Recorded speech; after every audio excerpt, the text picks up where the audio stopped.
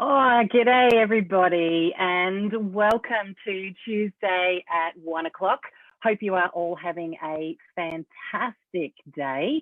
Today I'm going to talk around the 5 characteristics of adaptive leadership. My name's Kylie Butler, and I'm a part of the Christian Coaching Institute, where we've been coaching and training leaders for over 10 years.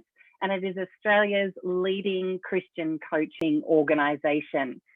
Welcome to you if you are online with us today.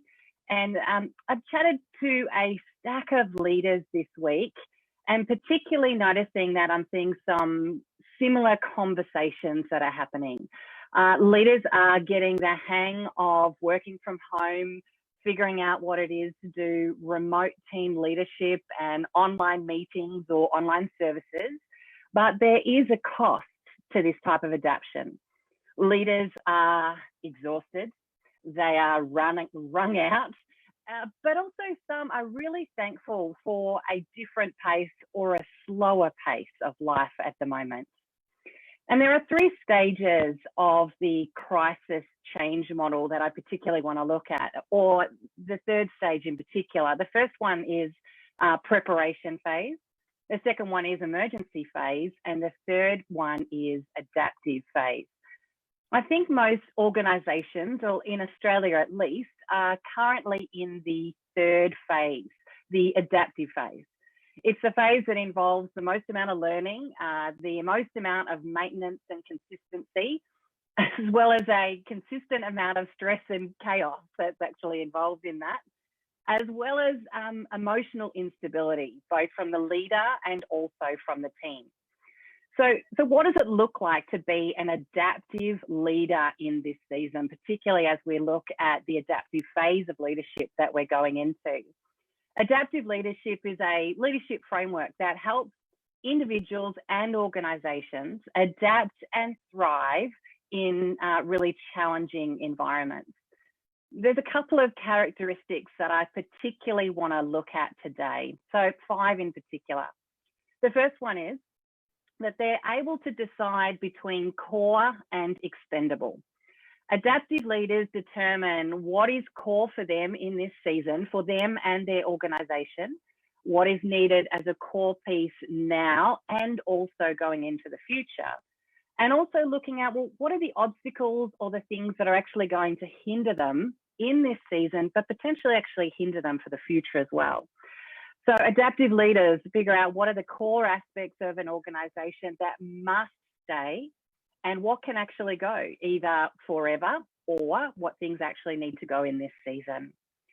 The second aspect is they learn from this season. Now, it's not just around learning new technology or new ways of working. We're all doing that, and that is a part of adaptive leadership, but it's learning about new modes of leadership for the future. I think there's a couple of different modes I'm noticing amongst leaders that are processing in this season. The first one is, I am doing the bare minimum to change, because in just a few months, everything's just going to bounce back to normal and I can go back to the way things were before.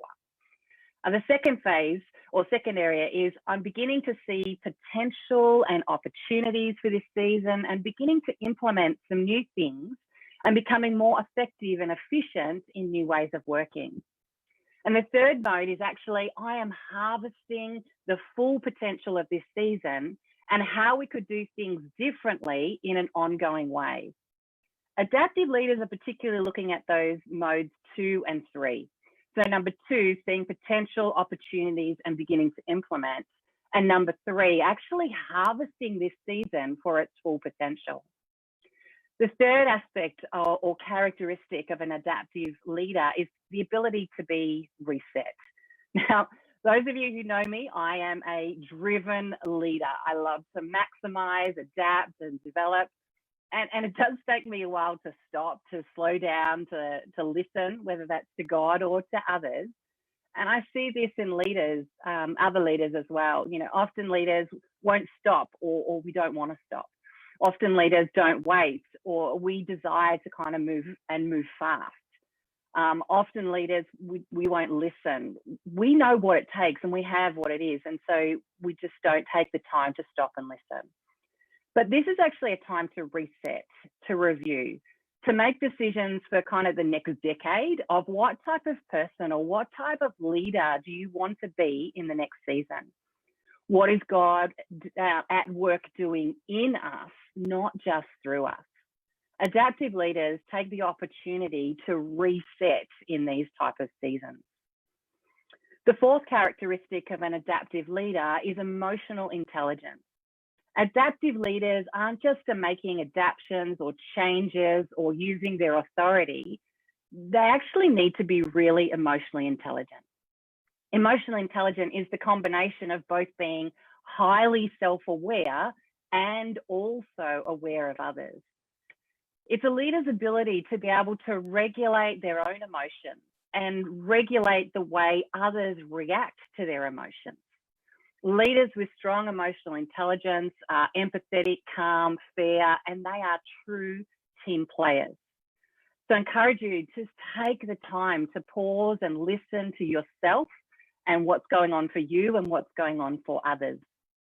And the fifth area of an adaptive leader is character.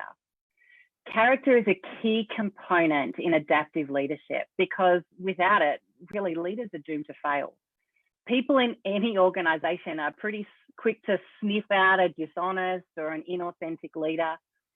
Strong character doesn't rule out the possibility of mistakes, but it is how a leader handles those mistakes or how a leader handles the crisis or the challenge or the change that actually wins the trust and respect of their team. Leaders with strong character who own up to their mistakes or inabilities, particularly in a season of change, actually can right the organization to a true course. Those who kind of grandstand or play the blame game will sink the organization pretty quickly. So there's 5 different characteristics of what it means to be an adaptive leader. If you're interested in growing having better conversations with your team, with the people that you're coaching or mentoring, why not join me tomorrow as we begin our Coach Mastery course, April 29th. We've also got another course that's starting in June as well. So if you want to develop your coaching skills, then join us. It's obviously online, everything's online, but we've been running online for over 2 years now. So we've got a good handle on how to run online courses live with me, with some of the team to be able to walk you through that. So a bit of a summary of what we've spoken around today. There are 3 stages to the crisis change model. This is based on Harvard research, by the way, for those of you who are interested in that one. The first phase being the preparation phase, the second phase being emergency, and the third phase being the adaptive phase, which is where I think we in Australia are at currently. Then the 5 characteristics of what does it mean to be an adaptive leader in the adaptive phase. The first one is they're able to decide between core and expendable. The second one is they actually learn from the season and get the most out of the season. The third one is to reset themselves for their own leadership and personality, and they reset their organization for the next decade, really. The fourth part is to be emotionally intelligent, to actually check in with ourselves and check in with our team and really hear from our team. And the fifth one is around character, who we actually are. Well, great to connect with you today and look forward to seeing you next Tuesday at 1 o'clock.